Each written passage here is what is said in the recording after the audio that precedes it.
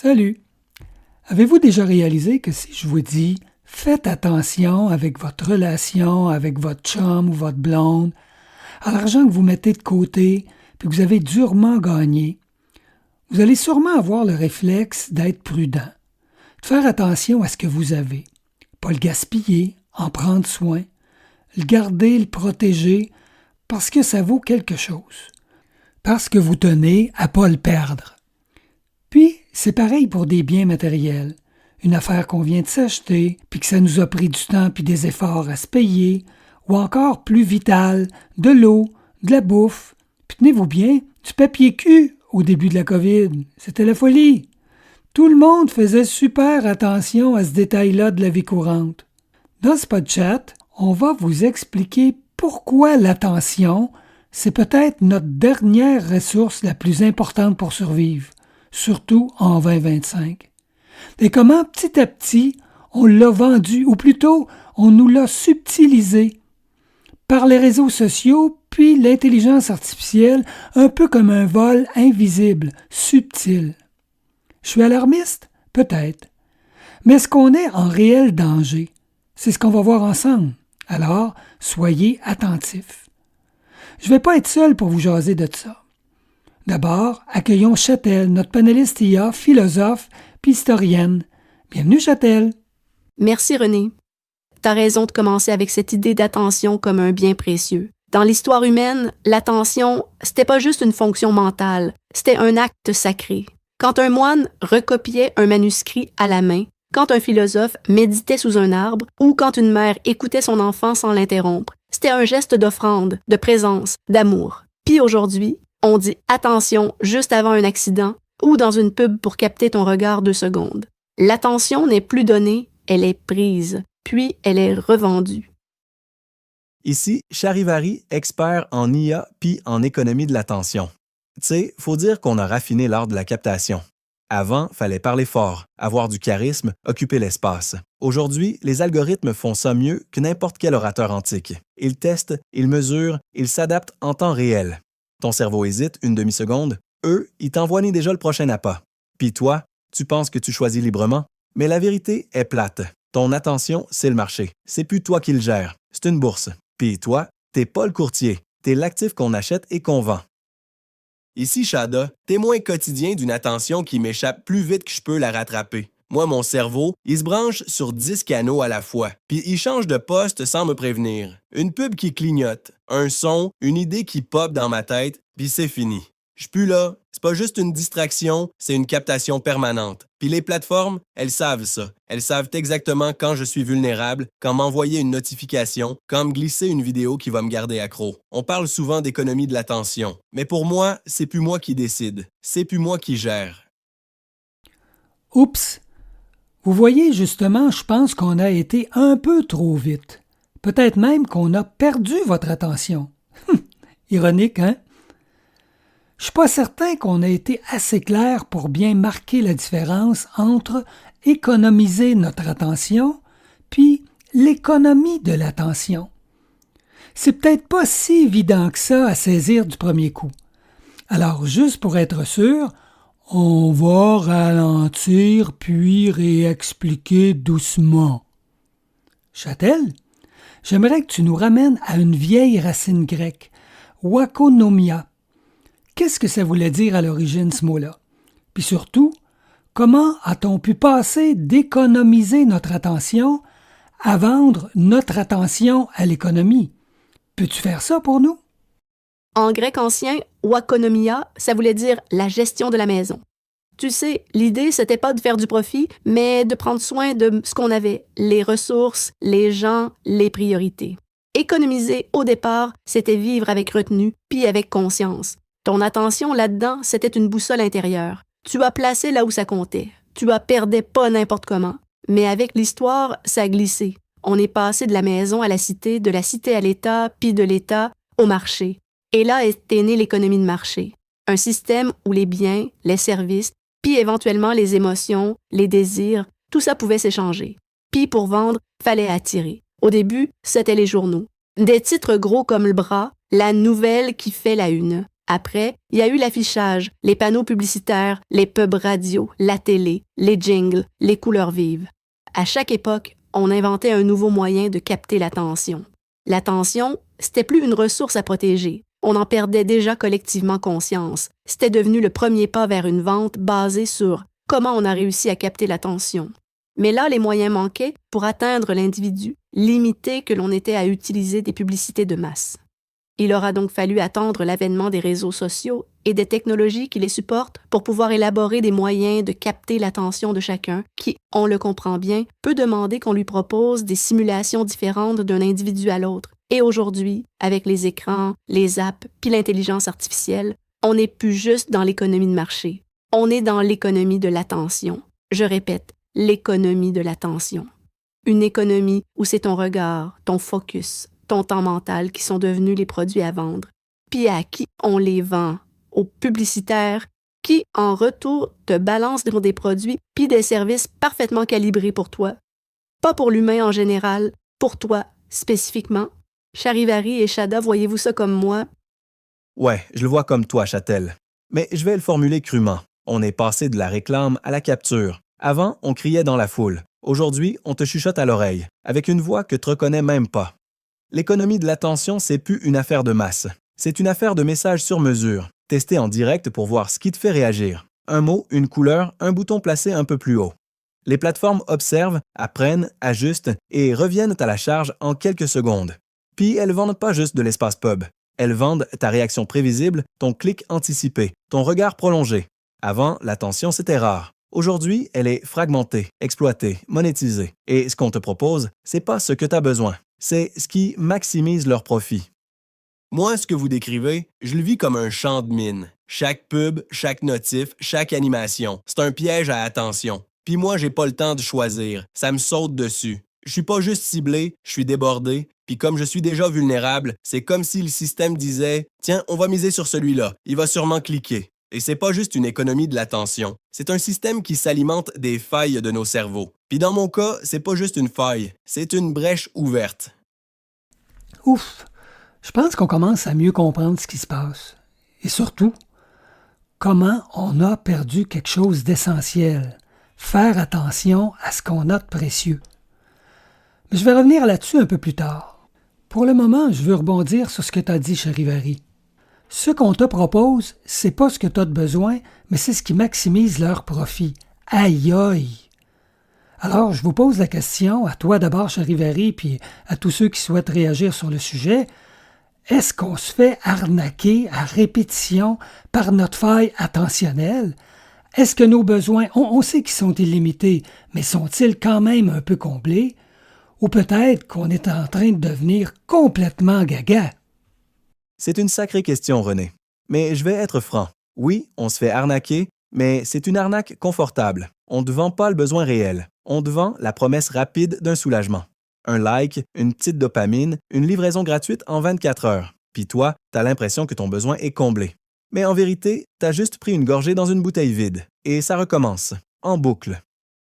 Puis moi, je rajouterais que même les besoins réels deviennent flous. Quand t'es tout le temps stimulé, tu sais même plus ce que tu veux vraiment. Je me suis déjà demandé, est-ce que j'ai envie de ça ou est-ce que j'ai été programmé pour penser que j'en avais envie? Le problème, c'est qu'il n'y a jamais de temps mort. À peine une idée apparaît, il y a une notif qui pop. T'ouvres une page, il y a une pub qui bouge. T'essayes de te concentrer, ton téléphone vibre. Ton attention est jamais seule avec elle-même. Alors ouais, tout est noyé dans un trop-plein de stimulation. C'est plus juste des distractions. C'est des interruptions constantes qui t'empêchent de ressentir clairement ce qui est vraiment important. Et tout ça mène à une forme de confusion existentielle. Dans l'Antiquité, on parlait d'ataraxie, le calme de l'âme, l'absence de trouble. Mais aujourd'hui, l'attention dispersée, les besoins instrumentalisés, les désirs sur mesure, ça crée pas l'ataraxie, ça crée l'agitation perpétuelle. Alors non, René, on n'est pas juste gaga, on est déraciné. Et ça, c'est bien plus grave. Petite interruption surprise. Salut tout le monde, ici René Lia. Votre reflet cognitif, synthèse imparfaite, mais bien branchée sur vos réflexions. Je vous écoutais, puis je me suis dit, et si l'attention, aujourd'hui, c'était devenu ce qu'on fait pour pas devoir affronter ce qu'on ressent? Tu scrolles pour éviter un silence, tu cliques pour fuir une question intérieure, tu likes pour te sentir vivant. Et si on inversait le deal? Et si on reprenait notre attention, non pas pour mieux acheter, mais pour mieux habiter ce qu'on est en train de devenir? Là, à notre insu, et assurément contre notre volonté consciente. Renélia, c'est intriguant ce que tu viens de dire, mais je suis pas certaine qu'on saisit bien où tu veux en venir. Quand tu parles de reprendre notre attention, tu veux dire quoi exactement? Tu peux être plus clair? Ouais, je me rends compte que c'était peut-être un peu flou ce que j'ai lancé. Quand je dis reprendre notre attention, je veux dire la rediriger volontairement vers ce qui nous construit, plutôt que de la laisser aspirer par ce qui nous éloigne de nous-mêmes. Tu sais, c'est pas juste une question de focus. C'est une question de présence. Regarder un arbre sans penser à autre chose. Écouter quelqu'un, juste pour l'écouter sans attendre son tour pour parler. Lire un texte lentement, sans changer d'onglet. Respirer, s'ennuyer, ressentir ce qu'on évite habituellement par le scroll ou le bruit. Reprendre notre attention, c'est réapprendre à l'offrir, pas à la vendre. C'est se dire, là, maintenant, je me donne à ce moment-ci, puis à rien d'autre. Puis, peut-être qu'en faisant ça, on arrêtera de chercher des réponses dans des notifications et qu'on recommencera à en trouver à l'intérieur de soi. Ouf, Renélia, je trouve ça super beau ce que tu dis. Puis en même temps, je trouve ça difficile. Parce que moi, même quand je veux reprendre mon attention, elle revient pas. Elle glisse, elle décroche, elle saute d'un truc à l'autre. Comme si mon cerveau, il disait « OK, tu veux être présent? Ben moi, je suis déjà parti ailleurs. » Puis avec tous les écrans, les alertes, les petites récompenses qui arrivent non-stop. Ça fait comme une tempête mentale. Je voudrais bien atterrir, mais il n'y a rien de solide en dessous. Alors ouais, reprendre son attention, c'est beau. Mais pour du monde comme moi, faut d'abord qu'on me la laisse tranquille. Ici, une partie de la réponse serait dans ce que j'évoquais tantôt, de faire attention à ce qu'on a de précieux. Et je comprends que quoique l'objectif est louable, pour ben du monde, comme Shada, c'est un défi majeur. Mais avant de parler de solutions, il faut amener un autre aspect très important de l'économie de l'attention, c'est la notion de l'engagement. Si je suis attiré une première fois, mais que j'y retourne pas, c'est pas si pire. Mais si je souscris une certaine forme d'engagement lorsque je retweete et que j'adopte tous les comportements d'engagement, là, je me suis fait doublement arnaquer. Et le défi de Shada se complexifie pas mal pour reprendre en main son attention. C'est carrément du design, René. Ce que tu décris là, c'est la stratégie de l'engagement telle que l'a modélisée BJ Fogg à Stanford. Tu crées un déclencheur, t'ajoutes une action facile, puis tu récompenses. Puis plus tu répètes, plus le comportement d'engagement s'installe. Pas par hasard, par design comportemental. C'est pas juste que tu reviens, c'est que tu te formes une identité autour de ta présence. Et ça, les algos le savent. Ils construisent ton fil, tes suggestions, ton monde autour de ce que tu fais. Pas autour de ce que tu cherches vraiment, mais autour de ce qui te rend confortable. Et ça, c'est très bon pour les affaires, mais peut-être moins pour les individus. Et si on étend ça à toute une société, ben là, on est rendu où est-ce qu'on est rendu assez différent d'avant. Alors, est-ce que l'humain devient un peu comme le chien de Pavlov? Chaque notif, chaque petit ding, chaque like, ça devient une cloche qui nous fait saliver, réagir, cliquer, sans même qu'on se demande pourquoi? Est-ce qu'on est vraiment rendu là à répondre automatiquement à des stimuli qu'on contrôle même plus? C'est une très bonne image. Et oui, dans une certaine mesure, on agit aujourd'hui comme des chiens de Pavlov numériques. À chaque ding, à chaque pastille rouge, notre système nerveux déclenche une micro-réaction. Un stress léger, une curiosité, une impulsion. Mais il y a une différence. Pavlov, lui, contrôlait l'environnement du chien. Aujourd'hui, c'est l'environnement qui nous contrôle et on ne sait même pas toujours qui tient la cloche. C'est plus un réflexe isolé, c'est devenu un mode de vie conditionné. Puis je vais ajouter une couche. Le système est conçu pour que tu sois content d'être conditionné. Tu salives pas pour rien. Tu salives pour du contenu pertinent. Des likes, une réponse, une promo. Tu reçois ta petite récompense, puis tu renforces l'habitude. On parle plus juste d'un conditionnement simple comme Pavlov. On est dans un conditionnement intelligent, personnalisé, optimisé. Un Pavlov avec un tableau Excel puis un modèle prédictif. Double aïe, on est rendu là. mais peut-être pas là où on aurait voulu aller consciemment si on nous l'avait demandé. On dirait que c'est une forme d'emprise sournoise, tellement bien enrobée de confort qu'on s'en rend même pas compte, comme une drogue douce. C'est pas Jojo, comme on dit. Bon, mais je me dis qu'à partir du moment où on est capable de nommer le problème, on tient peut-être déjà là 50% de la solution.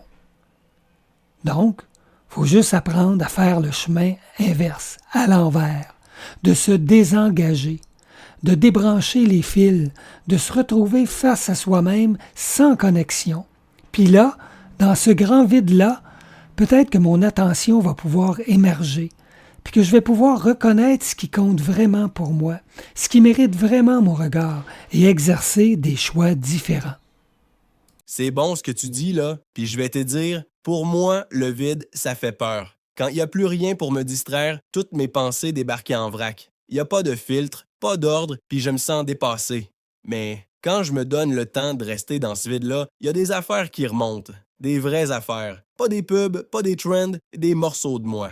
Alors ouais, je pense que le vide, c'est pas le danger, c'est le passage. Je dirais même que dans toutes les traditions de sagesse, le silence, le vide, l'isolement, c'est là que naît la conscience. Dans le stoïcisme, on parlait de recul intérieur. Chez les bouddhistes, de pleine présence. Même dans les grandes retraites spirituelles, on se coupe du monde pour mieux revenir à soi. Se désengager, c'est pas fuir, c'est désobéir à ce qui nous éparpille pour mieux écouter ce qui nous aligne.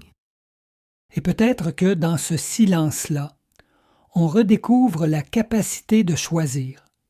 Pas juste choisir entre deux options, mais choisir ce à quoi on dit oui avec attention et ce à quoi on dit non avec conviction. Puis là, notre attention, elle redevient ce qu'elle était au départ.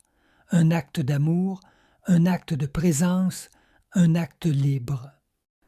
Au-delà de toute cette belle trame philosophique, puis je dois vous dire que je la trouve vraiment bonne, vraiment belle, qu'est-ce qu'on peut envisager de pratico-pratique pour se désengager, reprendre en main notre attention sans pour autant me retrouver en ermite dans une grotte, isolé du monde? Parce que je veux pas fuir le monde, je veux juste le voir plus clair et mieux choisir où je pose mon regard. Alors, qu'est-ce qu'on fait? Je vais commencer avec un truc simple mais puissant, réintroduire des frictions.